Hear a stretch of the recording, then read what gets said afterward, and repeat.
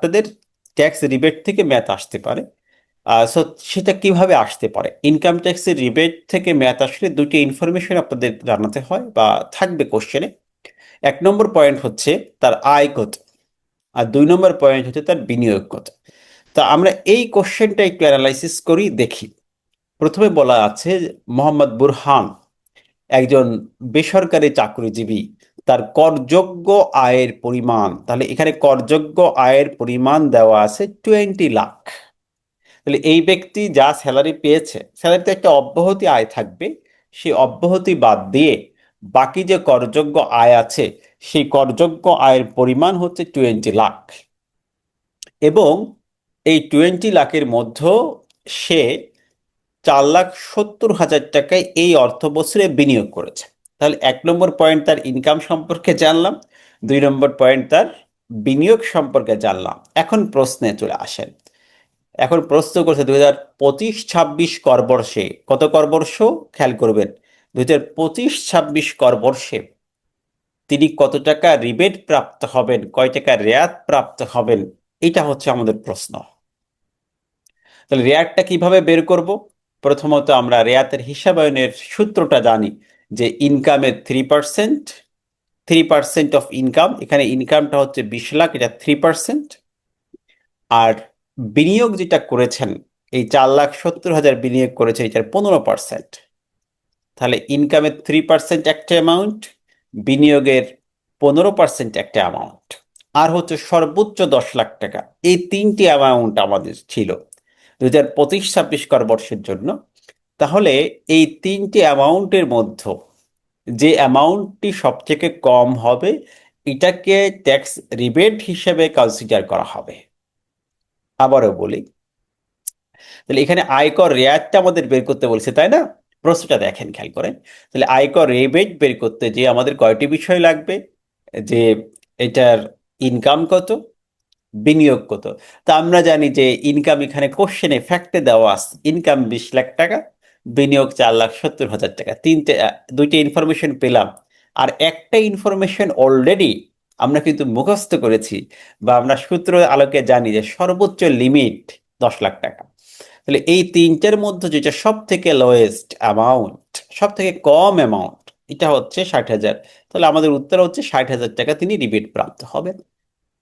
এতটুকু বিষয়, অ্যান্সার আপনার শুধুমাত্র এতটুকু, উত্তর এতটুকু লিখলেই আপনি এখানে হয়তো 5 মার্ক পেয়ে যাবেন। এটা 5 মার্কের একটা প্রশ্ন। দেখেন, আমি কিন্তু এই সাজেশন বলতে এটা বোঝাচ্ছি না যে এই ম্যাথটা আপনাকে আসবে না। এই ম্যাথটা আপনাকে আসবে না, সাজেশনে যা আছে সেখান থেকে একটি ম্যাথও আপনি কমন পাবেন না। কারণ আপনাদের যখন যিনি কোশ্চেন করবেন, তিনি তার মধ্যে করে অ্যামাউন্ট দিবেন, ফিগার দিবেন, কিন্তু সিস্টেম এটা হবে। তাহলে আপনি এটা কিন্তু ম্যাথ মুখস্থ করবেন না, এটা মুখস্থের বিষয় না। আপনি জিনিসটা বুঝবেন, সিস্টেমটা বুঝবেন। সিস্টেমটা কি? বিনিয়োগের 15%, ইনকামের 3%, হাইয়েস্ট 10 লাখ। এই তিনটের মধ্যে যেটা কম, এটা রিবেট হিসেবে কনসিডার হবে। এতটুকু নলেজ যদি আপনার থাকে, তাহলে আপনি এই রিবেট থেকে যে কোনো ম্যাথ আসলে আপনি কিন্তু আনসার করতে পারবেন। আমরা আরেকটি প্র্যাকটিস দেখি, আমরা 2 নম্বর ম্যাথের প্র্যাকটিসটা দেখি, খেয়াল করেন। 2 নম্বর ম্যাথ, সেটাও কিন্তু ট্যাক্স রিবেট থেকে। তো 2 নম্বর ম্যাথে আমাদের বলছে ডাক্তার সাব্বিনা আক্তার একজন সরকারি চাকরিজীবী, তার করযোগ্য আয়ের পরিমাণ 17,20,000 টাকা। আয়ের পরিমাণ আমরা পেয়ে যাচ্ছি, করযোগ্য আয়ের পরিমাণ 17,20,000 টাকা। এবং 2024-25 আয় বর্ষে তার বিনিয়োগকৃত অর্থের পরিমাণ হচ্ছে 3,20,000 টাকা। তাহলে আরেকটি ইনফরমেশন আমরা পেয়ে যাচ্ছি, তার বিনিয়োগ কত। প্রথমত তার ইনকামের ইনফরমেশন পেলাম, 2 নম্বরে তার বিনিয়োগের ইনফরমেশন আমরা পেলাম, তথ্য আমরা পেলাম। তাহলে এটা ট্যাক্স রিবেট কত হবে? প্রশ্ন সেই একটাই, তার আয়কর রেয়াত কত। ক্লিয়ার? রিবেট থেকে প্রশ্ন, রেয়াত কত হবে? তাহলে এই বিনিয়োগের 3,20,000-এর 15%, 48,000 টাকা, 3,20,000। আর ইনকাম 17,20,000-এর 3%, এটা 51,600 টাকা। 3% অফ ইনকাম, ইনকাম বলতে কোন ইনকাম? করযোগ্য ইনকাম, যার উপর ট্যাক্স দিব। আমরা কিন্তু বলিনি তার মোট স্যালারি 17,20,000, তার করযোগ্য স্যালারি অব্যাহতির পরবর্তী যে স্যালারি এটাকে বলা হয় করযোগ্য স্যালারি। আর সর্বোচ্চ সীমা হচ্ছে 10 লাখ। তাহলে এই তিনটের মধ্যে কম 48,000, তাহলে তিনি এই 48,000 টাকা তিনি রিবেট প্রাপ্ত হবেন। তার সর্বোচ্চ রিবেট 48,000। তিনি কিন্তু 51,000 পাবেন না, কারণ এই তিনটার মধ্যে যেটা কম হবে, লোয়েস্ট অ্যামাউন্ট হবে, এটাকে রিবেট হিসেবে কনসিডার করা হবে। আশা করি বিষয়টা ক্লিয়ার হয়েছে। তাহলে এই ফ্যাক্টে আপনারা দেখলেন 3 নম্বরে আমাদের ম্যাথের সাজেশনে আরেকটি ফ্যাক্ট দেওয়া আছে, একই প্রশ্ন, সেখানেও প্রশ্ন রিবেট কত। আমরা বিভিন্ন ভাবে দেখাচ্ছি যে আপনার সিস্টেমটা কিন্তু একই। দেখেন, তাহলে আমাদের এই সিস্টেম থেকে প্রশ্ন আসতে পারে, আমরা বলিনি এটাই প্রশ্ন আসবে। তাহলে এখন এই অভিজিৎ কুমার একজন ব্যবসায়ী, তার ক্ষেত্রেও ব্যবসা থেকে মোট করযোগ্য আয়ের পরিমাণ, করযোগ্য আয় মানে কি নেট ইনকাম, সমস্ত খরচগুলো, অ্যালাওয়েবল এক্সপেন্সগুলো বাদ দেওয়ার পরে বিজনেসের যে নেট ইনকাম থাকে, সেই নেট ইনকামের পরিমাণ হচ্ছে 4,66,666 টাকা নেট ইনকাম, এবং তার বিনিয়োগের পরিমাণ হচ্ছে 56,000 টাকা। মোট বিনিয়োগ 56,000। তাহলে তিনি আয়কর কত টাকা রেয়াত প্রাপ্ত হবেন? প্রশ্ন এখানে যে তিনি এই যে যে বিনিয়োগ আমরা পেলাম, আয় আমরা পেলাম, এটার মধ্যে তিনি কতটুকু ট্যাক্স রিবেট প্রাপ্ত হবে। তো আমরা মোট বিনিয়োগের 56,000-এর 15% নিব, তাহলে 8,400 টাকা। আর আয়ের 3% নিব, একইভাবে একই সিস্টেমে, তখন 14,000 টাকা। আর সর্বোচ্চ আমাদের দেওয়া আছে 10 লাখ টাকা। এই তিনটের মধ্যে কোনটা কম আপনারাই বলেন। তিনটের মধ্যে 8,400 টাকা এই অ্যামাউন্টটি কম, তাহলে ইটস কনসিডার অ্যাজ রিবেট। এটাকে রিবেট হিসেবে বিবেচনা করা হবে, এটাই হচ্ছে আমাদের রিবেট। তাহলে আমরা এই তিনটি ম্যাথের মাধ্যমে আশা করি যে রেয়াত সম্পর্কে আপনাদের ধারণা ক্লিয়ার হয়েছে, যে কিভাবে ট্যাক্স রিবেটটা বের করতে হয়। ছোট্ট একটি প্রশ্ন, এটা হয়তো 5 মার্কের একটা প্রশ্ন হবে। তা রিবেট থেকে প্রশ্ন আসলে আপনাদের এরকম ভাবে প্রশ্ন আসবে, যেখানে আয়ের তথ্য দেওয়া থাকবে, বিনিয়োগের তথ্য দেওয়া থাকবে, এখন রিবেটের প্রশ্নটা করা হবে। অনেক সময় মোট আয় দেওয়া থাকতে পারে, সে সময় আমাদের খরচটা বাদ দিয়ে আমাদের নেট ইনকামের 3% নিতে হবে। যেমন ব্যবসা থেকে মোট বেতন পেয়েছেন এত টাকা, তখন আমরা 1/3 অথবা 5 লাখ টাকা বাদ দিয়ে বাকি যে অঙ্কের 3% নিব, এটা হতে পারে। ঠিক আছে, এটা কিন্তু আমাদের কর বর্ষটা উল্লেখ করবে যে কত কর বর্ষের রিবেট। আর আমাদের এখন বর্তমান রেট কিন্তু চেঞ্জ হয়েছে, আপনারা জানেন যে এই 2026-27 কর বর্ষের জন্য ব্যাপক চেঞ্জেস আসতেছে আমাদের আইনে, যেটা অলরেডি আমাদের ডিক্লেয়ার হয়েছে। দেখেন, 4 নম্বর প্রশ্নটা একটু ইন্টারেস্টিং প্রশ্ন, এটা একটু ভিন্ন। যে কাজী জায়েদ হাসান ঢাকার ধানমন্ডিতে, খেয়াল করেন কোশ্চেনের ফ্যাক্টটা খেয়াল করুন, তার ধানমন্ডিতে 9,000 স্কোয়ার ফিটের 3 তলা বিশিষ্ট একটি বাড়ি রয়েছে, বা বাড়ির মালিক তিনি। তাহলে এখানে 9,000 স্কোয়ার ফিটের একটি বাড়ি আছে, আর 24-25 আয় বর্ষে তার মোট আয়ের পরিমাণ হচ্ছে 9,50,000 টাকা। ঠিক আছে, তাহলে এখানে প্রশ্ন হচ্ছে দুটি অংশ। একটা হচ্ছে যে তার বাড়ি রয়েছে যার স্কোয়ার ফুট কত, 9,000, এবং তার ইনকাম হচ্ছে 9,50,000। এই দুটি তথ্য দেওয়া আছে। এখন এই দুটি তথ্য দেওয়ার পরে আপনাকে প্রশ্ন করা হয়েছে তার মোট কর দায় কত, মানে এই 9,50,000 ট্যাক্স কত হয়, slab rate, as per slab rate. আর দ্বিতীয় প্রশ্ন হচ্ছে সারচার্জ কত। এখন সারচার্জ কি, যেটা তো আমরা আগে আলোচনা করেছি, যে সারচার্জ হচ্ছে একটি অতিরিক্ত কর, অ্যাডিশনাল ট্যাক্স। এই অতিরিক্ত করটা কেন দিতে হবে? যদি একজন ব্যক্তির 4 কোটি টাকার উপর সম্পত্তি থাকে, নিট সম্পদ, তাহলে তাকে সারচার্জ দিতে হয়।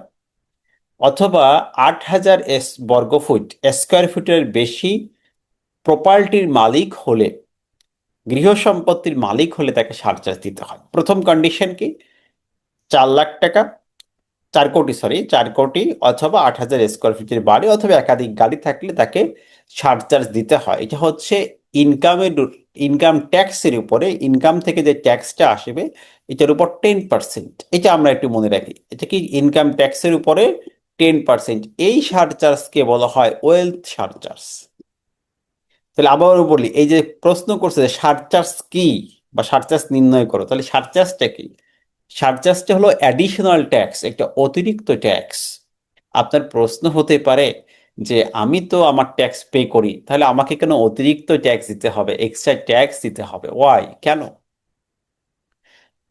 আইন বলছে যে এখানে আপনাকে অতিরিক্ত ট্যাক্স দিতে হবে এ কারণে, যদি দেখা যায় যে আপনার সম্পত্তির পরিমাণ বেশি হয়েছে। সম্পত্তি বেশি মানে 4 কোটির উপরে চলে যায়।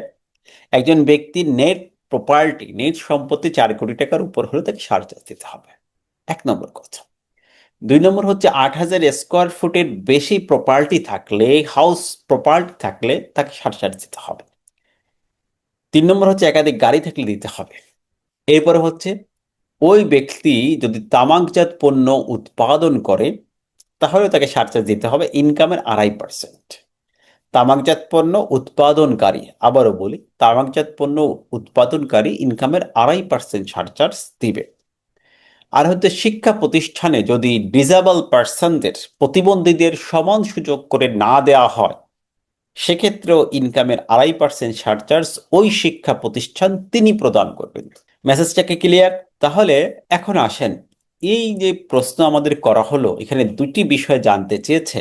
1 নম্বর ট্যাক্স কত, 2 নম্বর সারচার্জ কত। যখনই সারচার্জ নিয়ে প্রশ্ন করবে তখন আমার খেয়াল রাখতে হবে যে এই ব্যক্তির কত টাকা সারচার্জ হবে এবং কেন হবে, ওয়াই, তার কত টাকা সারচার্জ হবে বা কেন হচ্ছে।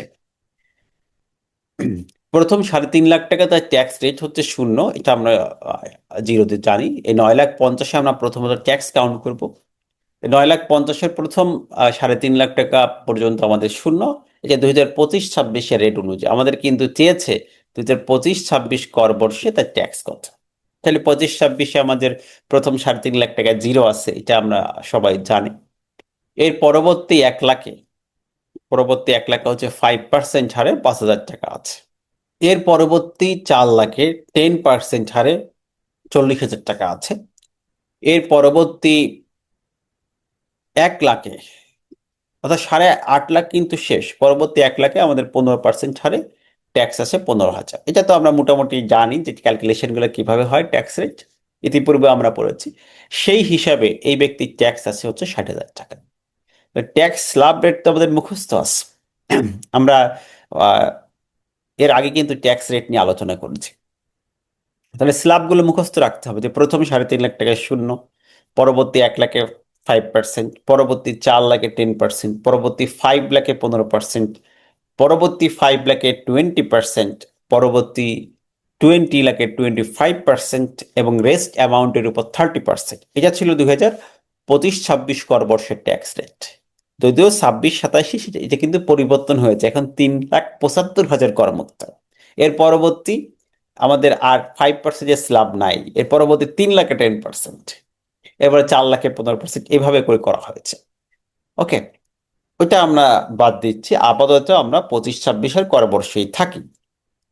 25-26 করবর্ষে আমাদের অ্যাজ পার স্ল্যাব রেট অনুযায়ী এই 9,50,000 ইনকাম চলে আসে 60,000 টাকা। কিভাবে আসলো এটা আমরা দেখালাম। প্রথম এই 9,50,000-এর মধ্যে প্রথম 3.5 লাখে আমাদের ট্যাক্স হচ্ছে 0, এটা আমরা জানি। এর পরবর্তী 1 লাখে ট্যাক্স হচ্ছে 5%, পরবর্তী 4 লাখে ট্যাক্স 40,000 টাকা 10% ছাড়ে, আর পরবর্তী 1 লাখ আমাদের 15% ছাড়ে 15,000 টাকা ট্যাক্স। তাহলে টোটাল আমাদের ট্যাক্স দাঁড়াচ্ছে 60,000 টাকা। এখন একটা প্রশ্নের আনসার কিন্তু আমাদের শেষ হয়ে গেল যে মোট কর দায় কত, মোট ট্যাক্স কত, এই আনসারটি আমাদের শেষ হলো। এরপরে আমাদের দ্বিতীয় যে অংশ থাকে যে সারচার্জ কত, তার সারচার্জটা কত। সারচার্জটা ক্যালকুলেশন কিভাবে করব, এই ইনকাম ট্যাক্স যা হবে, যদি 4 থেকে 10 কোটির সম্পত্তি হয় অথবা 8,000 স্কোয়ার ফিটের বর্গফুটের বেশি মালিকানা হয়, তাহলে 10%। কত পার্সেন্ট? 10%। কিসের উপরে? On tax. এটাকে অনেক সময় জন্য বলা হয় tax on tax. Surcharge means tax on tax. তাহলে ট্যাক্সের উপরে আবার রিপিটেড ট্যাক্স হয়ে যাচ্ছে। তাহলে এখানে ট্যাক্স ছিল আমাদের 60,000, এটার উপরে 10% ছাড়ে আমাদের 6,000 টাকা অ্যাড হচ্ছে। তাহলে 60,000 আর 6,000 টোটাল আমাদের কত পে করতে হবে? 66,000 টাকা আমাদের পে করতে হবে। আমাদের পেবল ট্যাক্স হচ্ছে 66,000। আশা করছি যে এবার আপনাদের বিষয়টা ক্লিয়ার হয়েছে।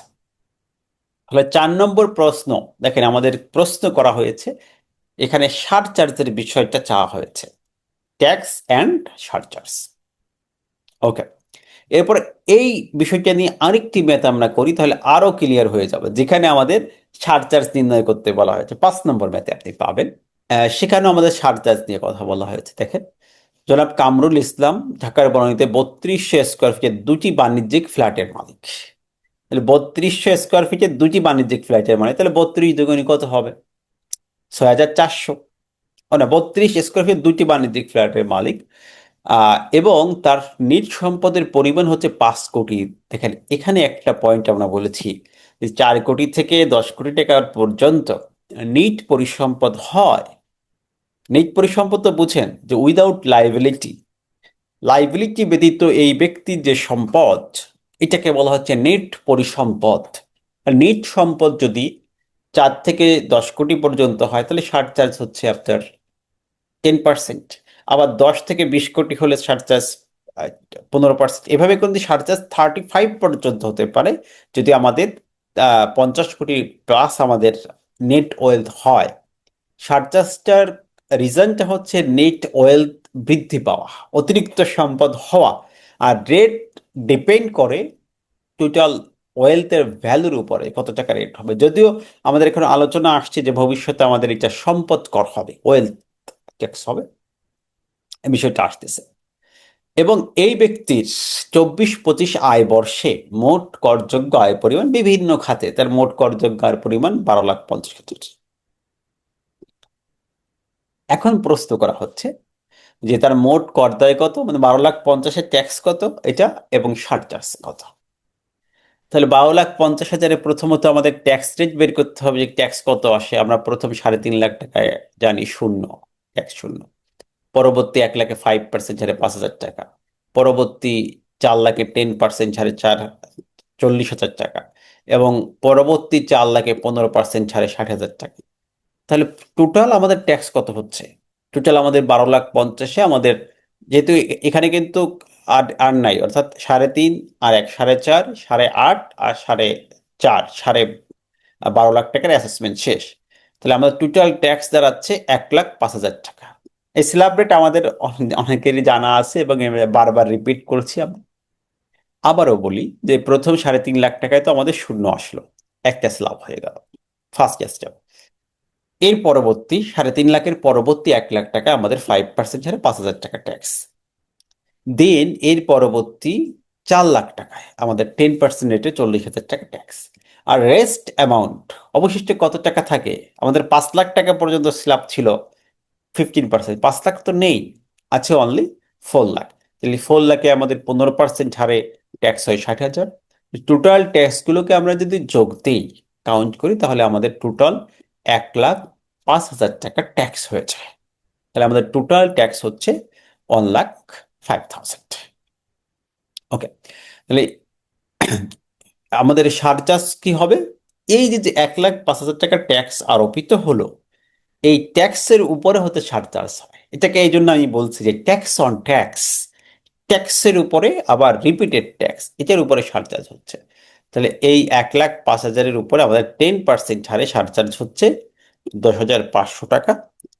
তাহলে টোটাল আমাদের ট্যাক্স দাঁড়াবে, ট্যাক্স উইথ সারচার্জ, 1,05,000 প্লাস 10,500, তাহলে 1,15,500 টাকা।